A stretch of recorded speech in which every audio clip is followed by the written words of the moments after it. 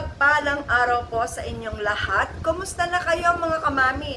Sana po ay nasa mabuti kayong kalagayan. So mga kamami, sa araw na ito kakaiba po ang gagawin kong video dahil ito po ay Q&A po. Meron pong nagtanong sa mismong video ko ng mga 5 katanungan. Opo, pero bago po ang lahat, paki-like and share and subscribe po ng aking YouTube channel, Mami Lea Vlogs po. At syempre po, wag po ninyong kakalimutan i-click ang bell button para na sa ganoon mga kamami ay ma-update ko po kayo sa mga susunod na video. So mga kamami, ito po ang kanyang mga 5 katanungan. Sinulat ko po dito sa notebook, baka makalimutan ko po ang kanyang mga tanong. So, sinulat ko po dito para na sa ganoon ay masabi ko po ng tama ang kanyang mga tanong. At sana po ay makatulong ang sagot na ibibigay ko sa mga katanungan niya. At sana po ay makatulong ito ng malaki sa kanya. Opo.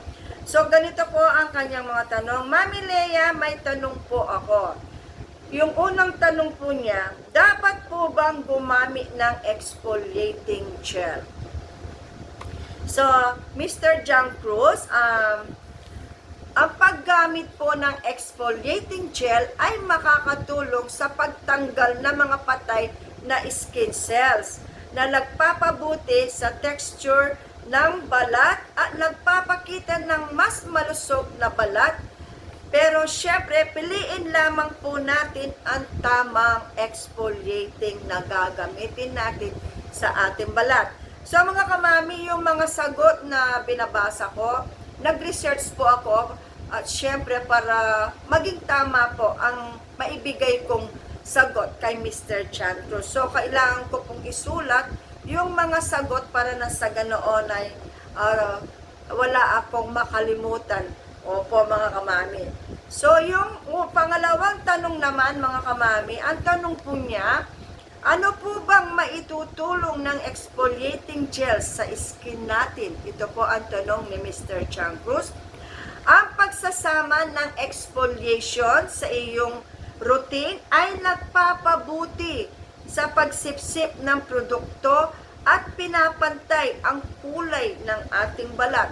Napakahalaga po, napakalaking maitutulong ng paggamit natin ng exfoliating gel sa ating balat or yung nag-exfoliate tayo dahil po madaling ma-absorb ng balat natin ang mga produktong or mga skincare product na ipinapahid natin sa ating balat dahil naaalis po na ang pagbabara sa balat natin, yung dead skin po. Kapag naalis po yung mga dry skin or dead skin sa ating balat, malaki po pala ang maitutulong ng paggamit natin ng exfoliating gel dahil mawawala po yung mga bara-bara. At kapag nagpahid po tayo ng mga ibang skincare product, ay madali po niya itong ma-absorb.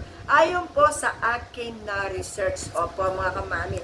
At syempre dito nga po, yung aalisin nga po niya ang ating mga patay na cell na naipon sa ibabaw nito. At syempre, mababawasan din po ang pagbabara ng ating pores dahil po sa naalis yung mga harang. Yung nga po yung patay na cell or dead skin. Ang pangatlong tanong po ni Mr. John Cruz, magbabakbak po ba ang aking balat kung gagamit ako ng exfoliating gel? Mr. John Cruz, hindi po magbabakbak ang inyong balat. Bagkus, ang gagawin po ng exfoliating gel sa inyong balat kapag in-apply po ninyo ay maaalis po niya ang dead skin na nasa ibabaw ng inyong face, ng inyong balat. Opo. Ito po ay aalisin ang mga patay na cell na naipon sa ibabaw nito. Yun po, pero hindi po siya magbabakbak. Kaya wag po kayong matako na gumamit ng exfoliating gel dahil ito po ay hindi siya magbabakbak. Opo. At sa pang-apat po niyang tanong mga kamami, Mami Lea, araw-araw po ba dapat gamitin ang exfoliating gel? Hindi po natin dapat araw-arawin gamitin ang exfoliating gel o yung pag-exfoliate ng ating balat dahil po pwede pong mawala ang natural oil na inilalabas ng ating balat kung ito ay araw-araw nating gagamitin. Ayon po yan sa aking na-research. Opo, pwede po natin siyang gamitin ng 2 beses sa isang linggo or 3 beses sa isang linggo. Opo mga kamami, yun po ay na-research ko. Kasi po hindi po ako pwedeng magsabi ng pansarili ko pong opinion, kundi dapat po ay kailangan ko rin po ang gabay ng pagre-research para hindi po ako magkamali sa mga tanong na dapat sagutin ko. Sana po ay makatulong Mr. John Cruz. At ito po ang pinakahuli niyang tanong. Gusto ko pong itry si Shureka. Maganda po ba si Shureka exfoliating gel? Salamat po sa sagot. So, Mr. John Cruz, kapag po gusto natin gumamit ng exfoliating gel, syempre po, piliin po natin yung tamang exfoliating gel na ipapahid natin sa ating balat. Although ako po, ayon po, base sa aking personal experience, based on my personal experience sa paggamit ko kay Shureka exfoliating gel, maganda po siya para sa akin. Marami na rin po akong mga na-try na mga iba't ibang exfoliating gel. Pero isa po si Shureka exfoliating gel ang pumukaw sa aking attention na napakaganda niya kapag ito ay in-apply natin sa ating balat. Tama po ang sabi nung na-research ko. Ang paggamit ng exfoliating gel ay inaalis niya yung mga naiipon na mga patay na cell na sa ibabaw ng ating skin. Kapag iyon po ay naalis, magpapantay ang kulay ng ating balat at mananariwa po ang ating balat. Si Shureka po, ayon sa aking, dahil po matagal ko na siyang ginagamit, para po sa akin, maganda po siya gamitin para mag-exfoliate sa ating balat. Opo mga kamami, wag po kayong matakot Mr. John Cruz. Maganda po si Shureka na gamitin pang exfoliating sa ating balat.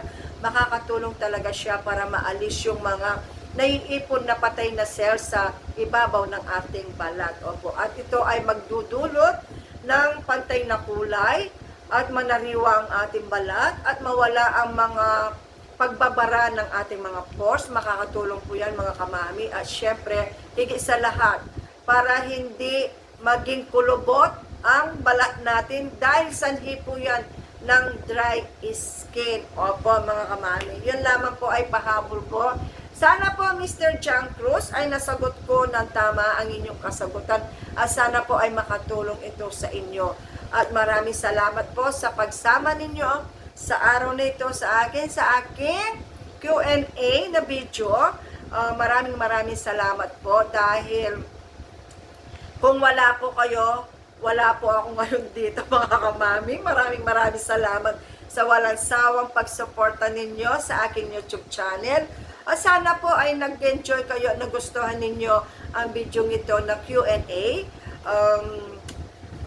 Maraming salamat po sa mga subscriber na nag-subscribe sa aking YouTube channel. Kung hindi pa po kayo nakapag-subscribe at naligaw kayo sa aking YouTube channel o may napadaan na video sa harapan ninyo ng aking mga video, sana po ay mag-subscribe kayo at panoorin po ninyo ang aking video at paki-like and share po at mag-comment na rin po kayo sa comment section. Kung meron po kayong mga tanong, kagaya nitong mga Q&A na ito ay sa abot po ng aking makakaya ay sasagutin ko po.